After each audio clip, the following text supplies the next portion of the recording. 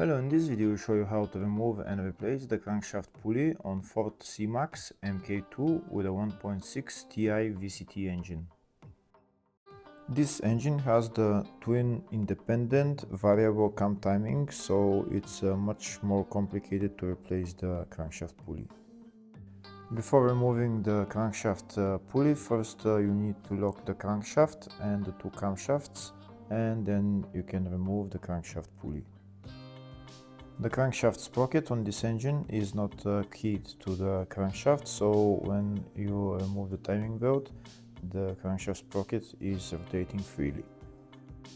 You should have that in mind when replacing the crankshaft pulley or the timing belt. In the video I'll show you the whole procedure of how to replace the crankshaft pulley, but like I said, before removing the crankshaft pulley you need to lock the crankshaft and the two camshafts. The crankshaft pulley and the timing belt and serpentine belt on this car are located on the side of the engine. The crankshaft pulley is the bottom pulley down there. Before being able to remove the crankshaft pulley, first we need to free up the timing belt so that we can put the locking tools on.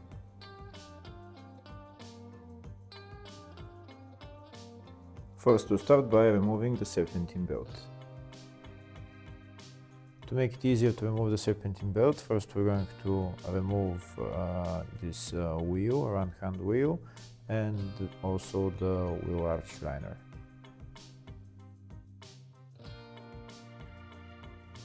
If the video is useful, please like and comment on the video and subscribe to the channel to see more videos like this.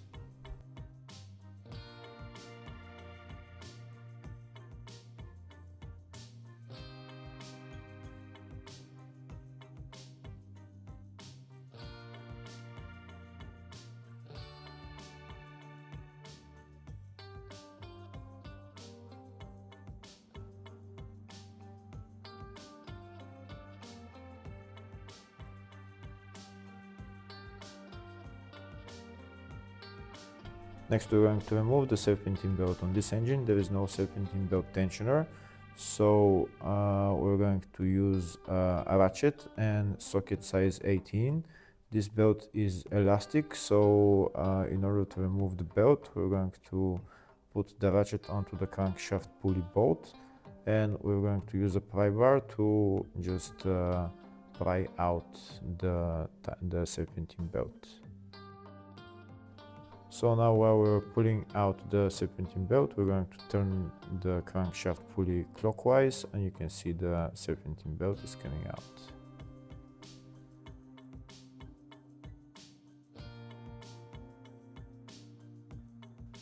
And that's the serpentine belt removed. Next we need to remove the alternator. The alternator is held by 3 bolts, 2 bolts on the top and 1 bolt on the 1 bolt down there. 3 bolts, so we need to remove those 3 bolts.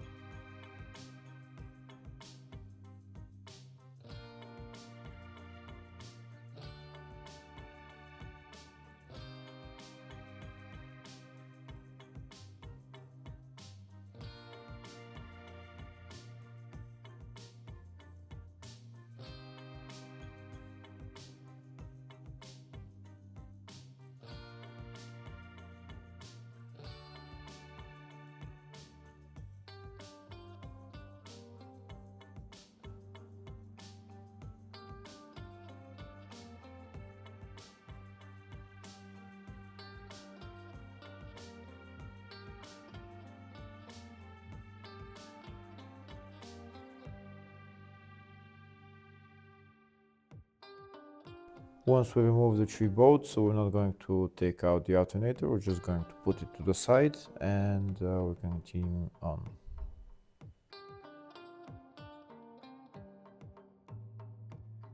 Next we're going to take out the coolant tank and just put it to the side. Don't disconnect any hoses, coolant lines, just disconnect it, remove it from its place and put it to the side.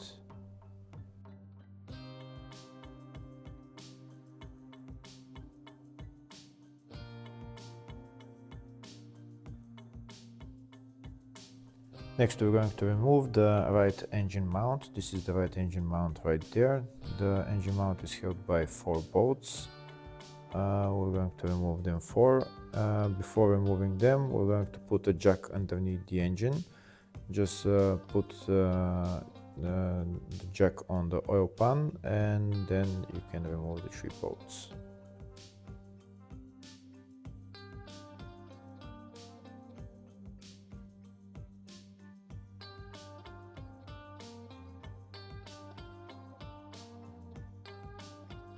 And that's the right engine mount out.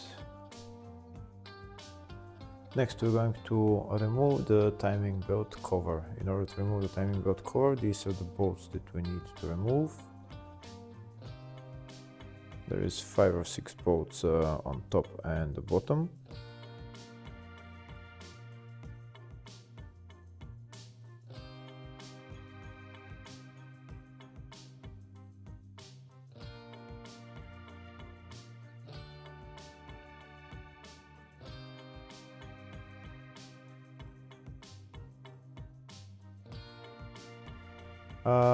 There is also some bolts for the timing belt cover behind this water pump pulley. So in order to remove those bolts, first we're going to remove the water pump pulley.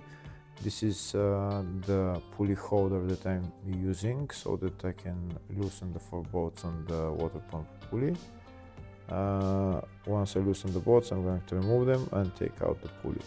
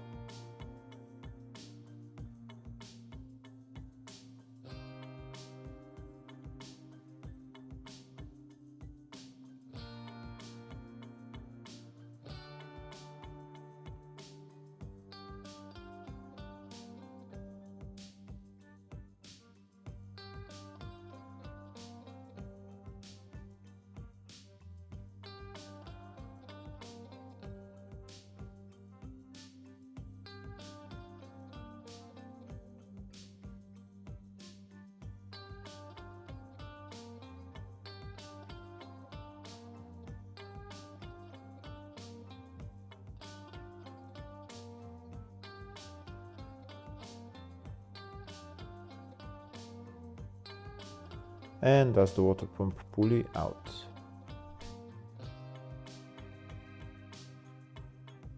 Next we're going to remove the rest of the bolts for the timing belt cover.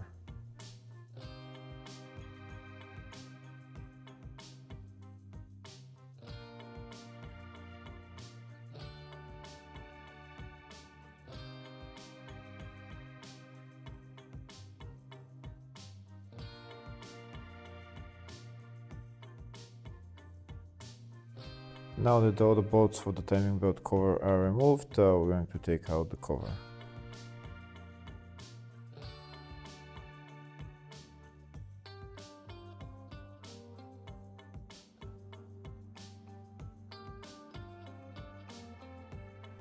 Next we need to remove the engine mount support, which is right there. The engine mount support is held by 4 bolts. There is 2 bolts here and 2 bolts on this side.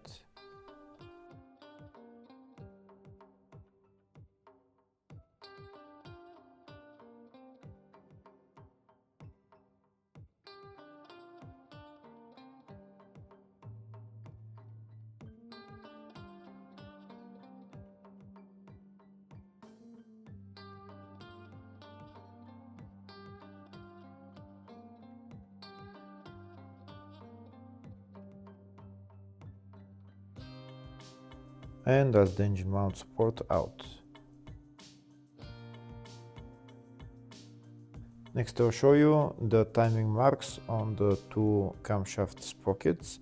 The timing mark on this camshaft sprocket is that dot, and on the other camshaft sprocket is this line. So dot on this camshaft sprocket and a line on the other camshaft sprocket.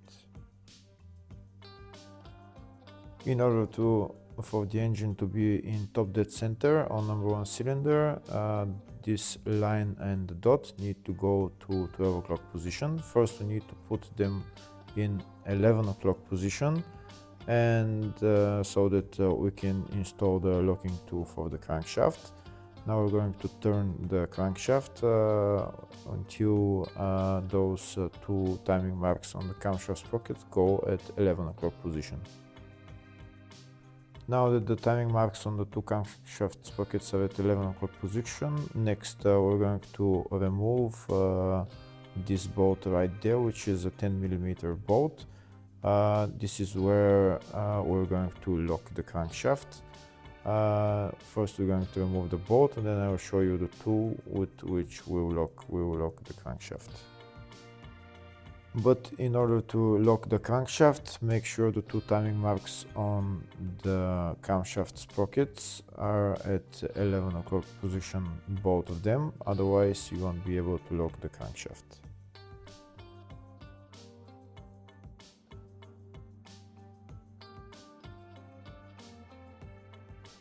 That's the bolt out. Now we're going to put in the locking tool for the crankshaft. This is the whole timing kit for this engine, and this is the locking tool for the crankshaft, and this thing is the locking tool for the 2 camshafts.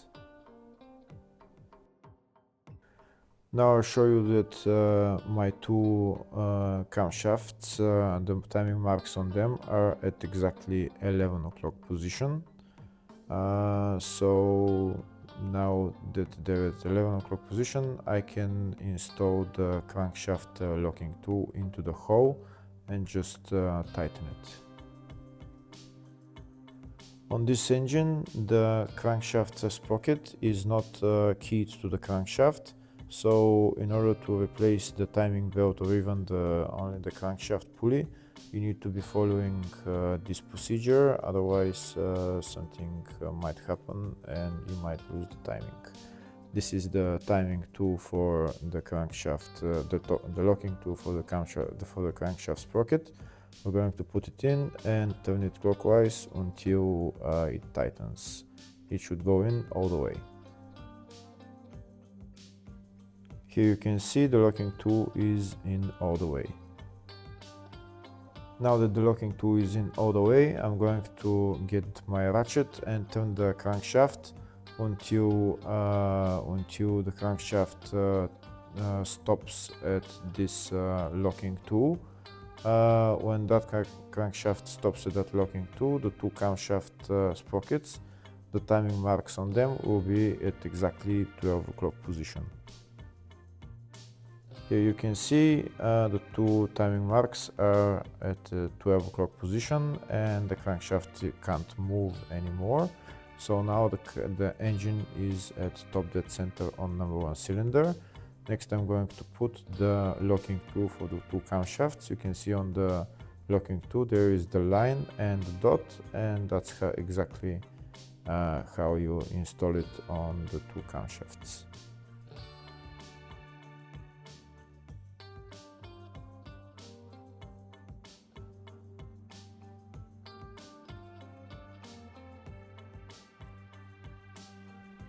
Here is a closer view of how I installed the locking tool on the camshaft.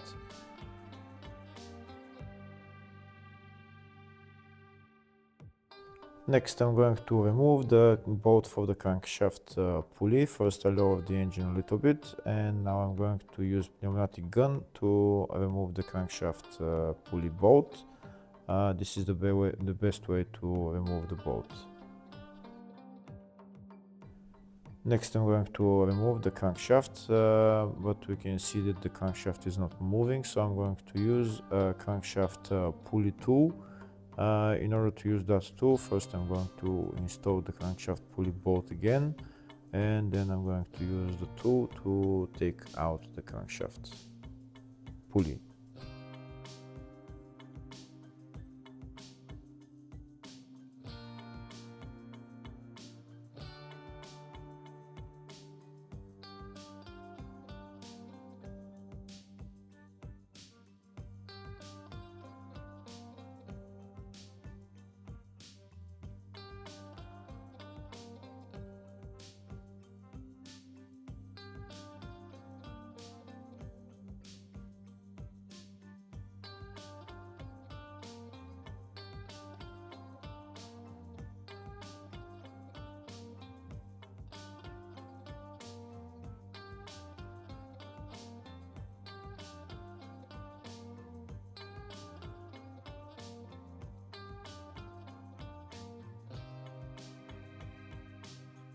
And here you can see the crankshaft pulley is out.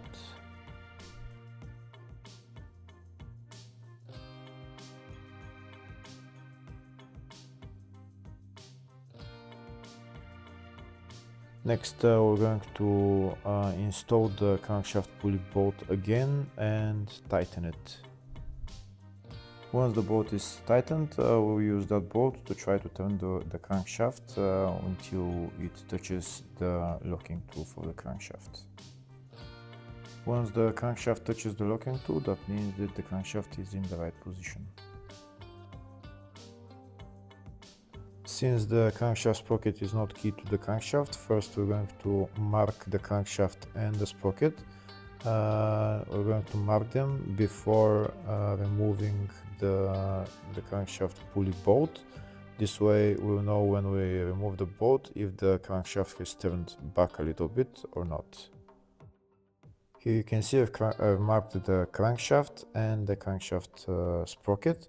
So now I'm going to use pneumatic gun to remove the crankshaft bolt, and we'll check the markings. If the mark has gone a little bit to the left, that means it has moved the crankshaft, but the crankshaft hasn't moved because markings are in the exact same position.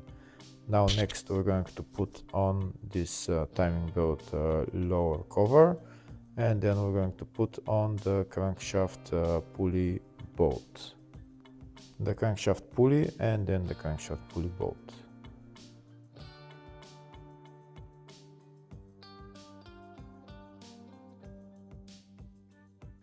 Now we're going to tighten the crankshaft bolt.